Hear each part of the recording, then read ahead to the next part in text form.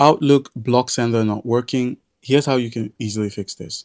The first step is once you've signed into your Outlook account from the inbox, just head over to File at the top. So click on File, click on Settings, and then from here, head over to Mail, and then click on Junk Email. So click on Junk Email, and you can see how you handle your incoming mail. So select how Outlook should handle new messages that you receive.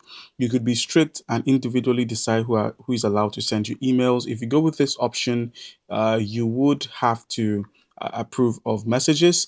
But if you keep it on standard, the mail is identified as junk, would be automatically moved to junk folders. So other mails can actually get in.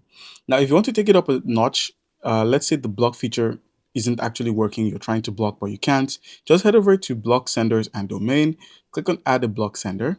And now instead of giving or adding their emails, just go ahead and add the entire thing. So you can block a sender or domain, and that will stop your email from entering your mailbox. So instead of just putting in half, just send everything, so including the entire domain. So if it's from Gmail, just put in gmail.com and then click on OK. That way any emails from here would be automatically blocked.